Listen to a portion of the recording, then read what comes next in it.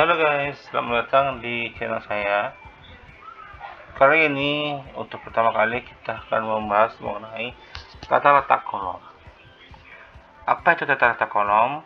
Yaitu dimana kita memposisikan kolom-kolom struktur utama kita di daerah-daerah yang menurut kita memerlukan atau membutuhkan support kolom tersebut. Nah, seringkali biasanya kita mengalami kontrak atau kontras dengan tim arsitektur. Biasanya arsitektur ingin sekali kolom itu berbentuk pipe tanpa adanya keluar dari dinding atau berbentuk minimalis dan tanpa mempengaruhi ruangan-ruangan terbuka yang mereka desain. Nah, tapi kita tidak akan membahas sampai sejauh itu. Kita akan membahas yang pertama, yaitu dimana sih baiknya kita menempatkan kolom-kolom tersebut, lalu jarak berapa, dan sesuai apakah kita akan mendapatkannya. Jadi stay terus di channel saya untuk menyaksikan lanjutannya ya.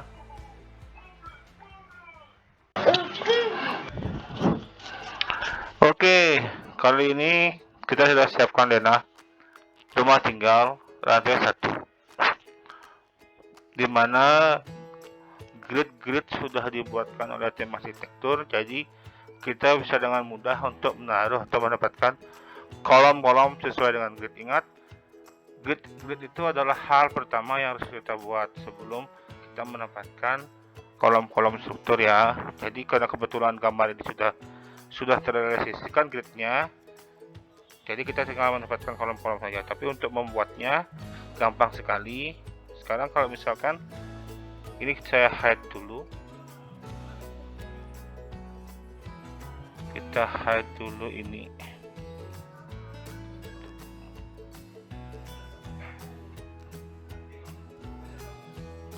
Nah, oke, sudah hide kan. Nah, sekarang kita punya denah seperti ini. Kita ambil daerah bangunan di paling bawah dulu sebentar, oke. Nah, kali ini kita akan menaruh kolom-kolom sesuai dengan daerah-daerah yang menurut kita sesuai. Nah, jarak aman tersebut adalah mulai dari 3 meter, 4 meter sampai 6 meter. Untuk rumah tinggal lantai 1 pun itu masih bagus. Kalau untuk 6 meter biasanya kita akan memerlukan kolom yang lebih besar sekurang-kurangnya dengan lebar 20 cm. Nah, biasanya arsitek itu jarang sekali menginginkan kolom-kolom seperti itu untuk sekedar rumah tinggal lantai 1. Jadi kita usahakan sepipih mungkin, tapi dengan kekakuan yang baik. Sekarang kita akan membuat grid line, dimana grid ini nanti sebagai patokan kita melakukan boplang untuk menentukan tata letak bangunan kita. Nah, sekarang kita pakai star line di sini. Nah, sekarang kita tempatkan, kita ambil daerah ujungnya.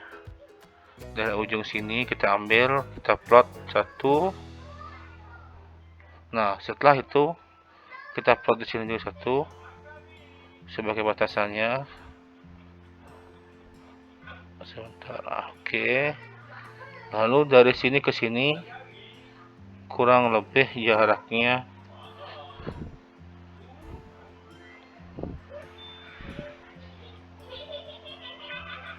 bentar 4,65. Jadi dengan 4,6 di jarak 4,65 ini kita sudah bisa memasang kolom lagi ya. Kita tinggal copy saja, dan ini copy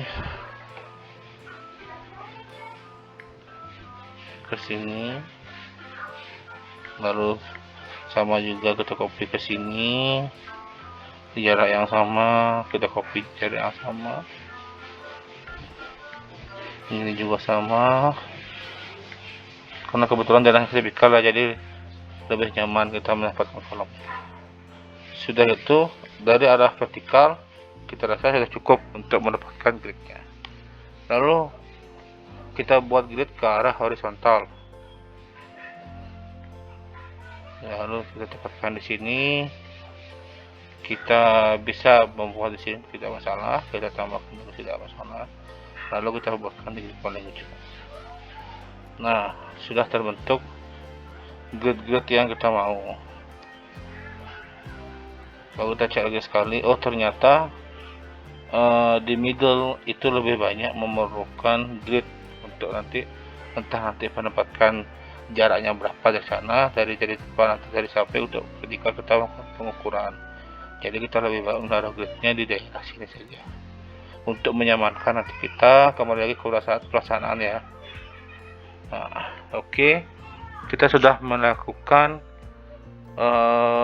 memberikan grid pada masing-masing titik yang akan kita lakukan. Nah, nanti ini kita bisa rapikan sesuai dengan kemauan kita. Di sini kalian isikan nomor atau huruf A, B, C, dan D sampai seterusnya. Lalu di sini angka 1, 2, dan 3. Jadi ini adalah garis X dan Y pada saat kalian memetakan suatu konsep boplang atau memetakan nanti ketika melakukan pelaksanaan, dan gampangnya juga ketika kalian menentukan titik-titik kolom tersebut. Jadi misalnya di sini 1, 2, dan 3, di sini A, B, C, D, terus dan seterusnya. Contoh kalian di lapangan akan membuat grid 1.1B, misalnya berarti kan di sini kita tahu ini A, ini B. Jadi grid 1B kolom sudah jadi, sudah yang kalian bulatkan. Yang C bagaimana? Sudah progresnya seberapa ya? Jadi kalian tahu ketika baik itu melakukan progresif atau progres, laporan progres, baik itu laporan report perkembangan strukturnya sudah sampai mana dan lain sebagainya. Kalian bisa petakan dengan baik karena grid tersebut kalian sudah kunci di sini. Selanjutnya, tadi kita sudah membuat grid, saya akan kembalikan lagi grid saya yang tadi. Oke, saya tampilkan lagi sekali ya. Ini garis bantu ini ya, saya hapus saja dulu. Nah, kita sudah memberikan ini kan, nah ini gridnya. Di sini kita dibuat angka, di sini dibuat huruf. Ini adalah garis grid full set plan, jadi dia langsung memetakan gridnya sesuai dengan set plan. Tapi kita juga bisa melakukan pemetaan secara daerah-daerah yang kita mau. Contoh di sini, setelah bangunan ini, nah ini kita bisa melakukannya seperti ini. Jadi, nah kita bisa melakukannya seperti ini. Ya, jadi ini sudah set plan, kita petakan lagi seperti ini dia bangunannya. Ternyata ini sudah selesai. Nah, jadi kita taruh di sini 1 kolom, di sini 2 kolom. Nah, arahnya ini nanti menyesuaikan ya. Satu arah ke arah X misalnya, atau ke arah Y, dia berbalik misalnya, dia PP-nya boleh sesuaikan dengan keperluan di sini nantinya. Ya. Kalian lihat misalnya jaraknya lebih panjang ke sini, kalian bisa rotate dia, atau misalnya lebih panjang ke sini kalian bisa rubah lagi. Nah itu, seperti ini contohnya. Ini kita sudah melakukan peletakan kolom-kolom struktur di mana bangunan tersebut akan dilakukan. Nah, kita sudah menaruh struktur di 3A, 3B, C dan seterusnya, 4 dan seterusnya, 5 dan seterusnya. Nah, ini adalah tata letak kolom yang pertama untuk bangunan sederhana lantai 1. Oke, di mana kuda-kudanya nih.